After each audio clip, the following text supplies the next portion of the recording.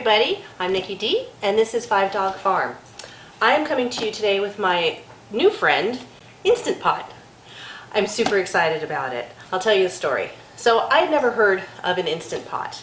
Mr. Blue Jeans and I don't have television, so we usually don't see commercials. I'm assuming that's where the craze came from, that everybody knew about it but me. I was actually in a big box store before Christmas looking for a little something, and I always go down the kitchen aisle just to see what's there. And I saw a box that looked like a rice cooker, pressure cooker. Anyway, pressure cooker caught my attention because I've been wanting to find a quicker way to cook. Using propane in a camper when it's winter means you're making really good friends with the guy at Ace Hardware because you're there every other day filling the tank. So I don't want to do that anymore. So I grabbed this pressure cookery thing that does all this stuff, took off out of the store with my other stuff, was very excited, got home. Mr. Blue Jeans looked at it and said, "Well, that's really interesting, Nikki, but it's a Teflon insert and it has an aluminum lid. What are you doing?" And I said, "Oh, I didn't read that part." I was excited about what it would do, and I didn't pay attention. I won't cook in Teflon, and I don't want aluminum near my food. And I use parchment paper, not aluminum foil. So I begrudgingly took it back, but in the process, learned about the Instant Pot. Went online to Amazon, and they didn't have them. I wanted the 8-quart 9-in-1 duo, because I'm cooking for quite a few people. They were out, they were just gone. Tried and tried and tried, and finally I forgot about it.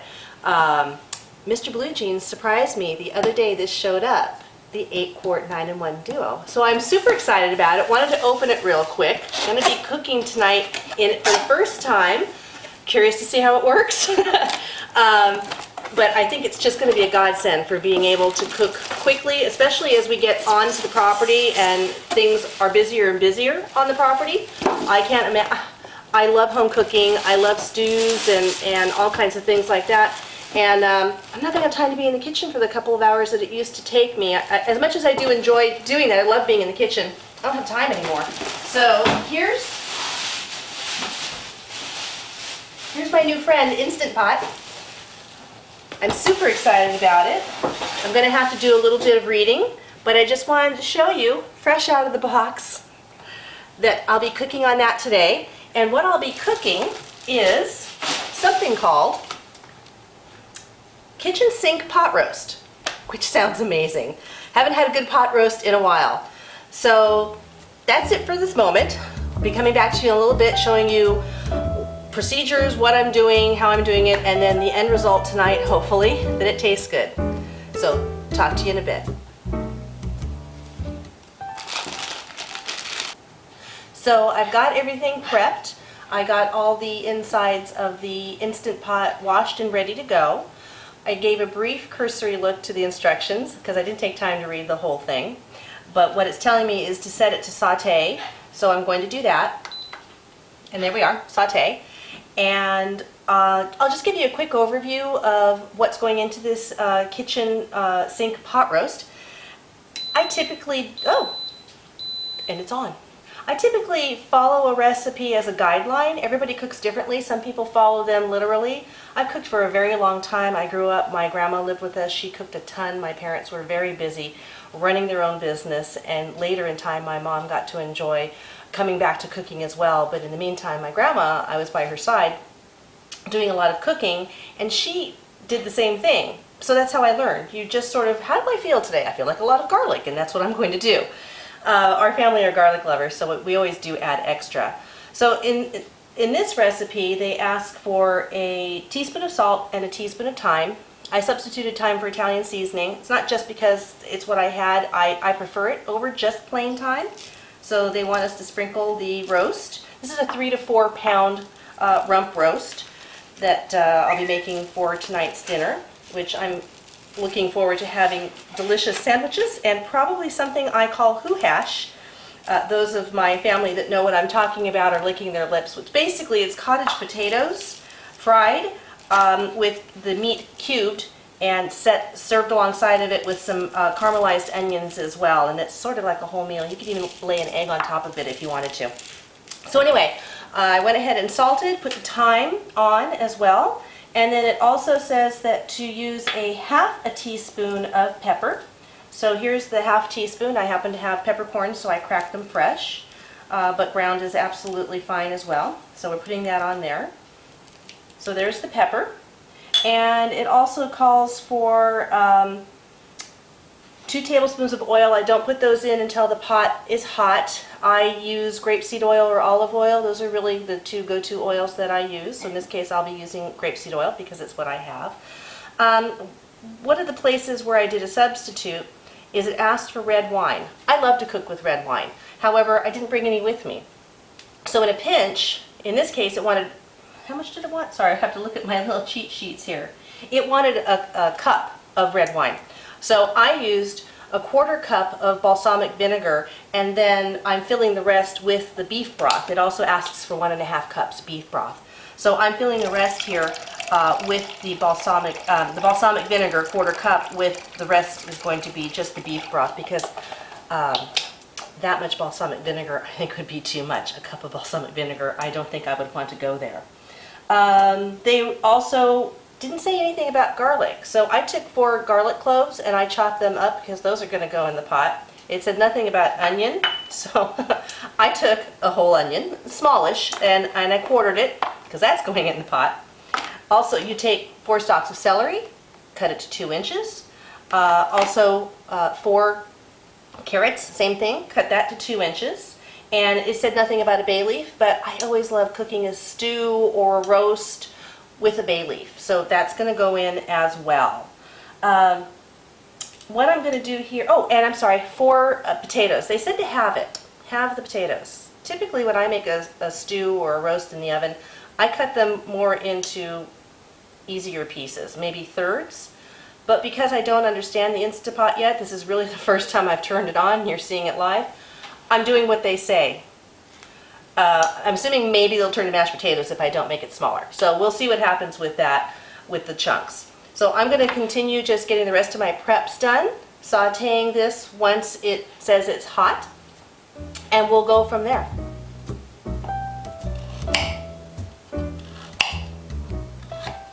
So we're at the point now where I've browned the sides of the beef.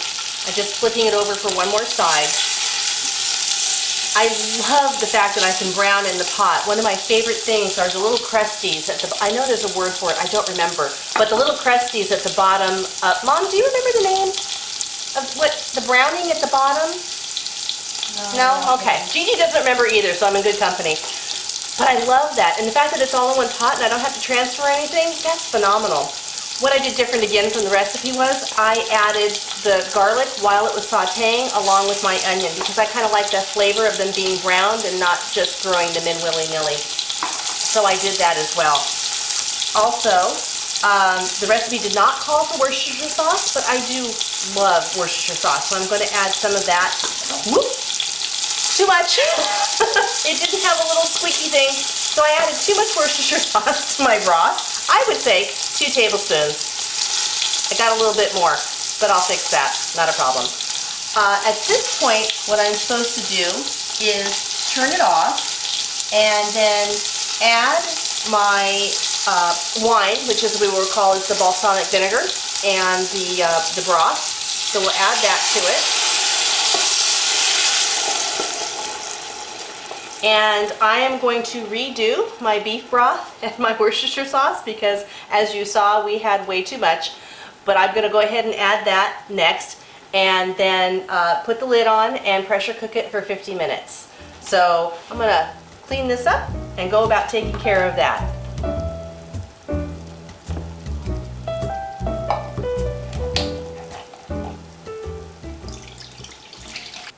Okay, so Pierre and I are back. He smelled the smell and just is telling me, hurry up, Mom, this smells amazing. I need to get to this. So the next thing we need to do, from what the instructions say, is to vent the pressure cooker, because we're going to have to run it again. We're going to need to do the vegetables, but we did the meat first. So I'm going to turn it to vent. Oh. Always a scary thing. So it's venting, and once the float valve has gone down far enough, that lets me know the pressure has released and I can add my vegetables. I can, not him. He seems to be quite interested. Gigi, can you come get him? So I'm not quite sure how long it takes. Thank you.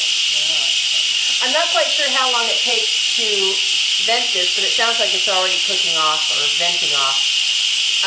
So once this is done, I will go ahead and open it, add these, and then dial it in for the next amount of time that it will take to cook the vegetables. And then when we come back to you, it will be Gigi and I tasting the kitchen sink pot roast and letting you know what we think of the recipe with a few additions that I did.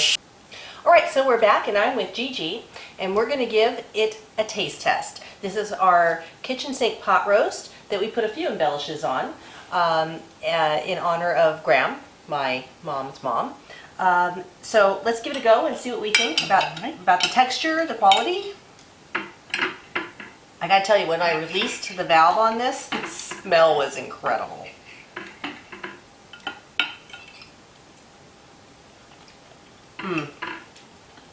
Wow. It's just so tender. It's very tender. And like the flavor went all the way through. Exactly. It's amazing to me the flavor in that amount of time, less than 2 hours, permeated the meat, and everything is so delicious. I mean, I have to say, adding the onion and the garlic was an improvement as far as I'm concerned. But always. Even the vegetables, they're not overdone. No. They're just right. There's not a soft consistency. And I did have a concern about the potatoes. They wanted you to leave the peels on, which I wasn't too sure about. And I wasn't quite sure about cutting them in half, but it makes sense because they are definitely not too soft. No, they're perfect. Yeah, just perfect. And the skin is tender on the potato, and sometimes it doesn't come out that way. It's kind of tough. Right. And I recall learning long ago that most of the nutrients of a potato are in the skin anyway. And I like a baked potato. I eat the whole thing. I'll just pick it up with some sour cream.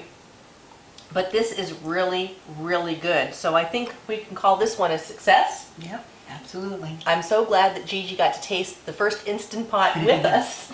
And I think there's many more. I think there's many more to come. So thanks for tuning in. I will be posting the recipe.